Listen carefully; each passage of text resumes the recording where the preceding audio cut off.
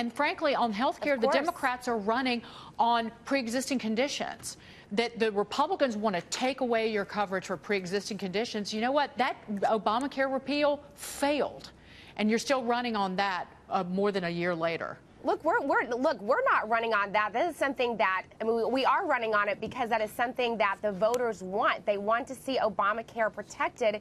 They don't want to see it repealed, which is why I think when you see Mitch McConnell going out there and saying, hey, we may repeal Obamacare again, that's not what the majority of voters want. And that is why they are coming out, including independents, and supporting a lot of Democrats this election cycle. Bryan, I have a question for you. So there's many reports. This is Morgan. Good morning. There's a lot of reports out about how much money the Democrats are raising against the Republicans going into these midterms. Politico this morning was reporting about almost $2 billion raised for these midterms, unheard of. How do Republicans keep the House when we're being consistently outraised in many of these crucial House races? You know, it's a scary situation. We've never seen anything like this. The money that's coming in, whether it's dark money or whether it's regular contributions, it's at historic levels. I think the way the Republicans can sort of push back that message is go with the flow. And the flow says that the economy's well, and so you sell the economy. You sell the menu of successes that the President Trump has put on the table for Republican candidates to sell, and you sell that strong. Your message is going to trump however much money's there. I mean, look at Beto in Texas. He has all the money in the world. He's going to lose by, what, 10 points? Yeah, that's a good money doesn't point. win everything. Yeah, and you know, because the Republicans do not have some of these deep-pocketed billionaires like George Soros and Michael Bloomberg and Tom Steyer. They don't have that, James. Well, it's certainly a lot of the big dollars are coming from these Democratic funders.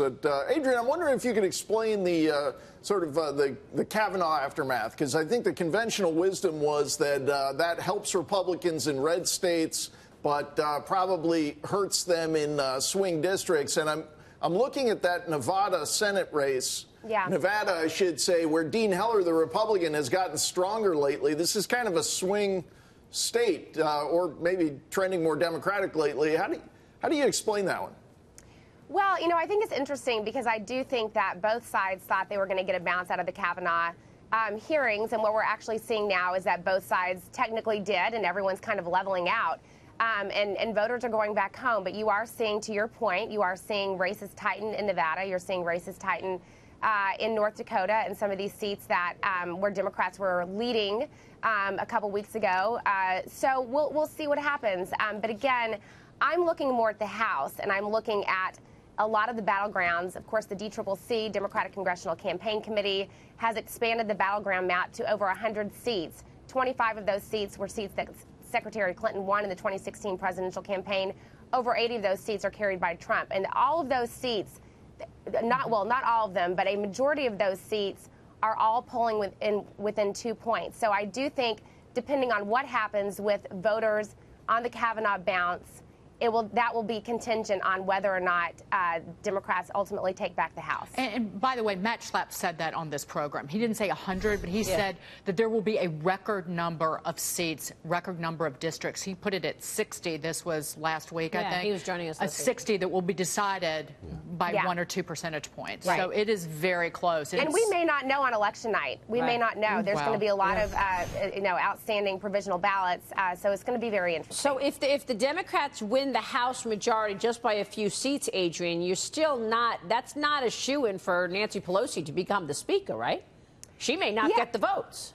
Well, we'll see what happens. I mean, look, a win is a win. 23 seats is what we need. Democrats need to take back the House. But, you know, I don't think that a lot of candidates right now are necessarily focused on whether or not Nancy Pelosi is going to be the future Speaker of the House. I think they're focused on winning. And I don't know about that. I don't know about that, Bryan. Nancy Pelosi has been like a gem for the Republicans with all of the comments she comes out with. Her and Hillary Clinton, they've made a comeback. They're doing a duo, traveling the country. I mean, it's they are great motivators for the Republican base and independent voters. They scare America to what their vision is of this progressive liberalism populism, which robs the future of America. Like, those two are our best advocates for turning off and for getting independent voters and winning elections. But it actually doesn't work. It doesn't work. Those tactics don't work. They've tried to work. They tried to make those tactics work since 2006. What do you mean? What tactics? They don't work. What tactics? Trying to demonize Leader Pelosi and trying to use her as a motivator for Republicans to turn out. That's how we won the House last time. Adrienne.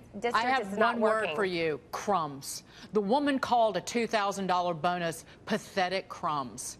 And that's something that does not resonate with people. They find it disrespectful, regardless of who they vote for. And there's also the fact of what you said at the top of the show. Not one Democrat voted for the tax cut plan.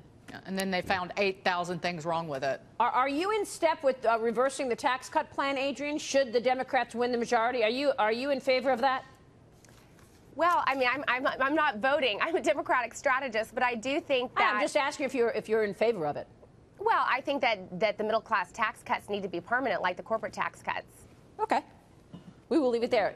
Great to see you both. Well, if they wanted that, they should have voted for it. Guess what? They could have made it permanent if some Democrats had voted for it. But now they found that to be a problem. Right. That is horse hooey. Yeah. Yeah. Adrienne Elrod, Bryan Lanza, thanks so much.